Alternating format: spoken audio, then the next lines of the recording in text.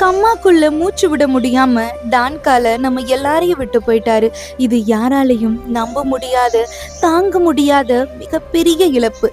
கரடிப்பட்டின்ற ஊரை சார்ந்த காலதான் இந்த டான்கால. இவரை பத்தி நம்ம நிறைய தெரிஞ்சிருப்போம். இவர்கிட்ட யாரு போனாலுமே அப்படி ஒரு பாய வருவாரு. தோரணையான அழகுல அப்படி ஒரு மிரட்டுவாரு. மஞ்சு வரட்டுக்கு போனா ஆட்டம்னா ஆட்டம், அப்படி ஒரு ஆட்டம் ஆடுவாரு.